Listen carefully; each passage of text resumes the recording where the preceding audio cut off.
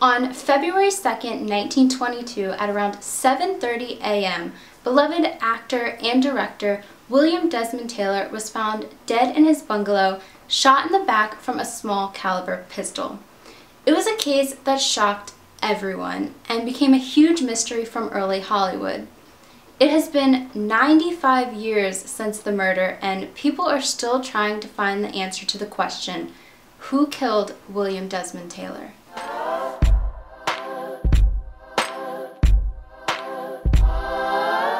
Hey guys, so before I start this video, I just wanted to talk about something briefly.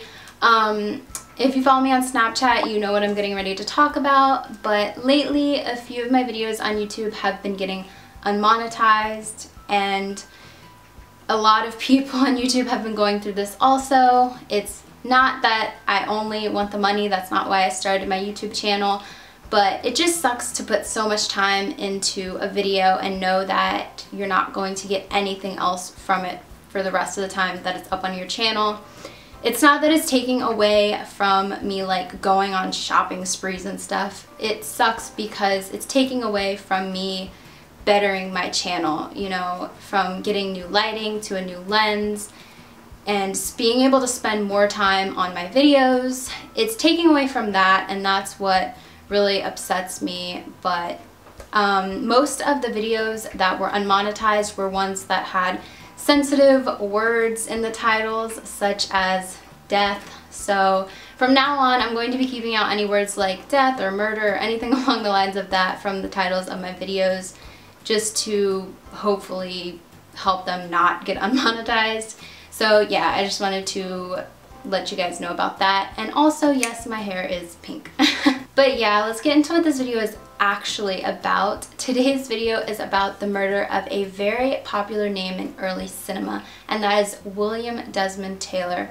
I am super excited about this video because this is the first case I'm talking about on my channel that is 100% a murder.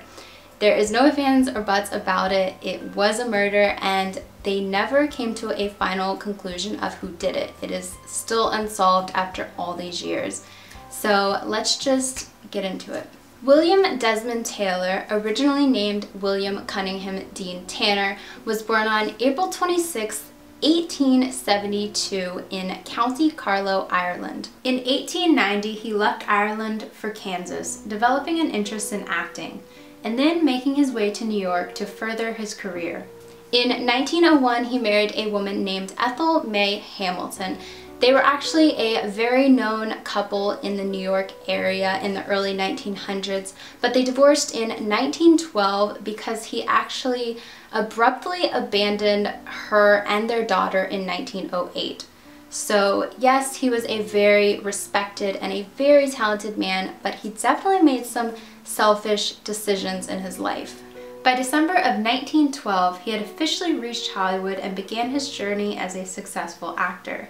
He starred in quite a few films, and then he directed his first film in 1914, and within the next few years he would direct over 50 films, including popular ones such as Tom Sawyer, Anne of Green Gables, and Huckleberry Finn. In the year 1918, at the age of 46 years old, he actually served briefly in World War I. And then upon returning to Hollywood in 1919, he was honored by the Motion Picture Directors Association. William was one of the most respected film directors of his time, and his life was going the way he wanted. But within a few years, this would soon change.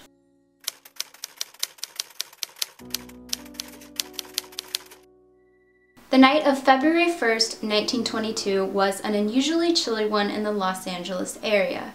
William spent it with his good friend Mabel Normand, a popular film comedian of silent films. They enjoyed orange blossom gin cocktails and chatted about everything from philosophy to film. Mabel played music for him on his piano, and all seemed well at 404B South Alvarado Street that night at his bungalow. Her chauffeur came to pick her up at around 7:45 p.m. Her and William blew kisses to each other to say goodbye, and she drove off. As he made his way back to his apartment, not a fraction of the unfortunate event soon coming his way could be expected. Not long after, at around 8 p.m., the sound of a car backfiring was heard by neighbors. His neighbor, Faith McLean, said that she looked out her window and saw a man outside of William's house wearing a long coat and a plaid cap covering half of his face. This man had a very strange walk, and he looked up at her and then made his way back into the apartment as if he had forgotten something. After that, all was quiet on the street. That is, until the next day rolled around.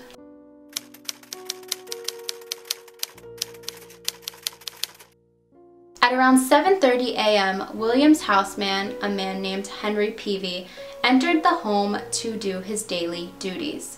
Upon arriving, he saw a scene that he would never forget.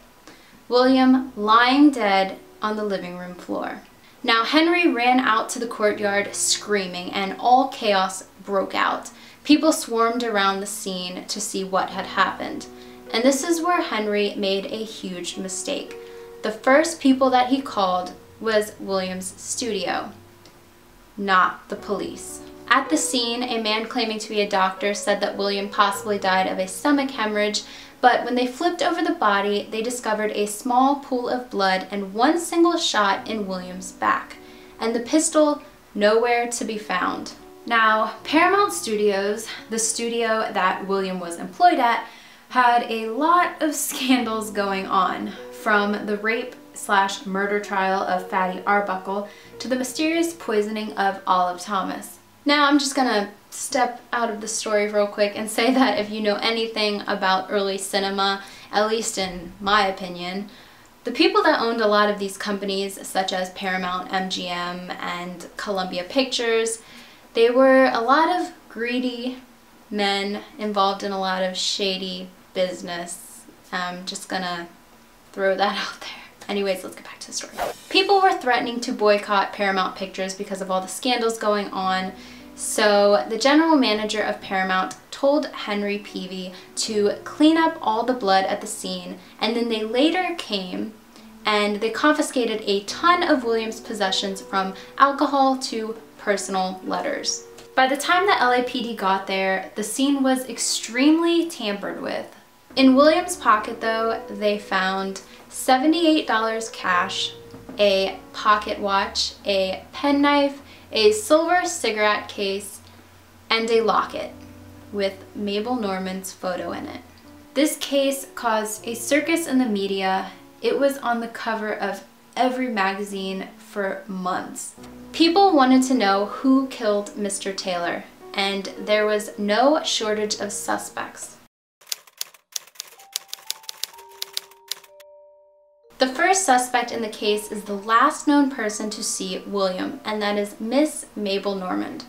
Mabel was one of the first suspects for obvious reasons, but she wasn't a suspect for very long.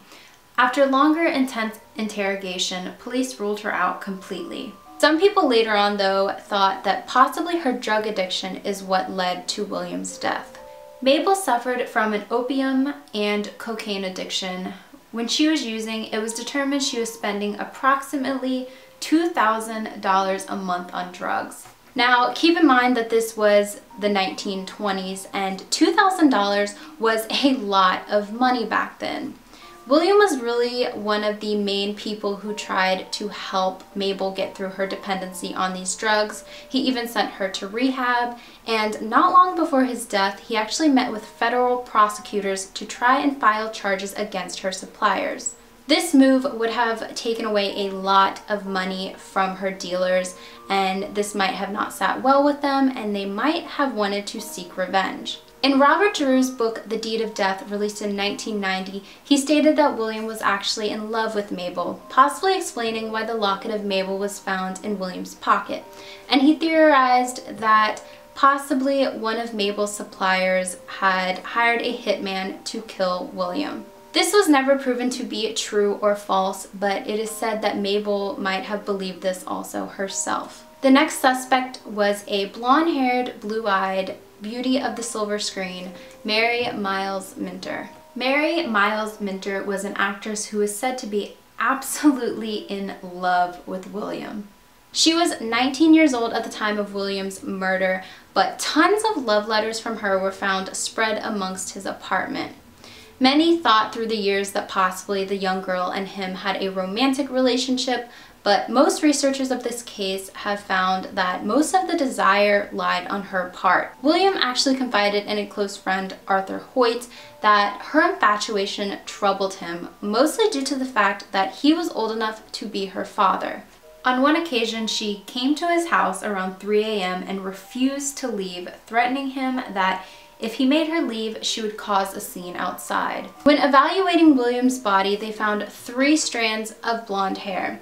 They compared it to the hair found in her hairbrush at her studio, and they came to the conclusion that it was in fact Mary's hair. Now, the weird thing is that William liked his jacket to be brushed daily, so the hair must have got on his jacket the day of his murder. People later came forward and said that they did see Mary and William have a small interaction the day that he was killed, so that's possibly explaining why the hair was on his jacket. Now, Mary gave an audio interview about the case in 1970. I'm going to play a little bit of it for you right now. I will link the rest of the interview down below for you guys to check out if you're interested, but this was 48 years after the murder, and honestly, in my opinion, you can still tell in her voice how possessive she was over William. I said, is it serious? It must be losing blood. Did this happen last night? Don't argue anymore. Let's get him where I can lie down on the table and pump the blood out into him. Why is there down here? I said, first thing, take me to him, right down. No, he said, I can't do that. I said, oh, you don't understand. This is my mate. Yes. You didn't understand, Mr. Overholser. I have the right. I claim this man. He belongs to me. Although her slight obsession with William was very suspicious, she was ultimately ruled out as a suspect. Now, the next suspect is one that many people think most clues point to, and that is Charlotte Shelby, who is Mary Miles Minter's mother. Say that 5 times fast. Charlotte was characterized as being a very manipulative stage mother who was very focused on profiting from her daughter's success. There's also a lot of things that make her look very suspicious in this case. Police verified that her initial statements were very evasive, and you could tell that they were simply filled with lies. She had 2 daughters who acted, Margaret and Mary, and it was no secret of how possessive she was of both of her daughters, but especially Mary. Now, it is said when Mary was a teenager, she accidentally became pregnant by a director named James Kirkwood. Charlotte made her get an abortion, and then she threatened James with a .38 revolver. In 1920, it is said that Charlotte found out that William and Mary were seeing each other outside of the studio, and that she busted into William's office and said that if she ever heard that they were hanging around each other outside of work, that she would blow his brains out. She basically went after anyone who showed interest in her daughter or that her daughter showed interest in return. Now, this .38 Smith & Wesson blue steel revolver that she owned had unusually small bullets, very similar to the kind that killed William. It is said that when word got out about her owning this gun, that she actually threw it into the Louisiana Bayou while on vacation there. Also, when you are a suspect in a murder case, you always need an alibi. An alibi is basically somebody who is not a part of your family who can vouch for you and say that you were someplace else other than the murder scene at the time that it happened. Well, Charlotte's alibi was an actor named Carl Stockdale. In later years, it came out that Charlotte actually paid Carl $200 a month for the rest of her life to stand behind his initial statement saying that he was with her at the time of the murder. I mean, if you're innocent, why would you need to do that? Just wondering. But that's not all, though. In 1937, Charlotte's own daughter, Margaret, came out saying that she lied all those years before and that her mother wasn't actually home the night of William's murder. Even with all this evidence, the district attorneys refused to prosecute her, saying that there just wasn't enough evidence. When it comes to the neighbors saying that they saw a man outside of William's house the night of his murder, some people speculate that this might have been Charlotte in disguise. The next suspect is a man named Charles Eaton. Charles Eaton was the general manager of Paramount Studios at the time, and he is the one who told everyone to basically ransack through William's house after the murder to prevent a scandal from arising. He is also the one who initially flipped over William's body to uncover that it had been a murder. Now, there's not much else connecting Charles to the murder, but weirdly, when he was asked by police about the missing items from William's home, he acted like he had no idea what they were talking about. The next suspect in this case is one that didn't come about until years and years later, and that is an actress named Margaret Gibson. Margaret was an actress who worked with Taylor when he first came to Hollywood as an actor. She supposedly gave a deathbed confession in 1964 saying that she is the one who shot and killed William on that frightful night. Now, there isn't really much else connecting her to this case, but she did have a lot of criminal history from early in her life, so you can't really rule her out completely. Another possibility to this case is that William's killer may have been someone who previously robbed him. In the year or so leading up to William's death, a series of people had robbed him, including his ex-valet driver and ex-houseman, a man named Edward F. Sands. Upon returning from a trip to Europe in 1921, he discovered these two men stole money, clothes, and wrecked his sports car and completely fled. Then later that year, Edward yet again robbed William, and William knew it was Edward because Edward actually left behind a note completely mocking the fact that he had stolen all this stuff from him. In January of 1922, he was yet again robbed of jewelry, $1,700 worth. And all they left behind was a cigarette on William's porch. Now, after these robberies, William feared for his life, even telling his tax expert to look after his affairs. Now, no matter who committed this crime, William had a sense that his life was nearing an end, and no one knew that his biggest fear would in fact come true.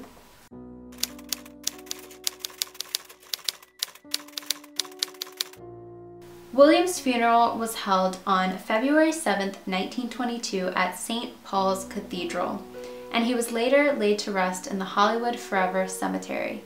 Before his death, he actually made amends with his ex-wife and his daughter, making his daughter his heir. Now, during his funeral, it is said that the person that seemed the most distraught was in fact Mabel Normand. According to Mabel's friend, Julia Brew, only a few days before Mabel died in 1930 of tuberculosis, one of the last things she ever said was, "Julia, do you think that they'll ever find out who killed Bill Taylor?" Now, due to the fact that the crime scene was insanely tampered with, there was a lack of evidence and there was a loss of evidence, so it was very difficult for them to do a proper investigation. But there have been tons of books and documentaries done about this case. And from 1993 to 2000, a staff member at Arizona State University transcribed hundreds upon hundreds of articles, over 1,000 pages all about the case, and called it Taylorology, becoming a popular archive people go to when researching about this case. But even after all these years, this case remains a Hollywood mystery and a popular cold case. So I get a lot of comments from you guys saying that you want me to give a more concrete opinion of what I think about the cases that I talk about. This case in particular, there's just a lot of things about it that get under my skin. For one, I think that Paramount Studios should have had some sort of consequences for completely going through and tampering with the crime scene, just saying. And another thing is that even years later, when new evidence arose, I think that they had enough to prosecute Charlotte Shelby because, in my opinion, she looks fishy as hell, like, just saying.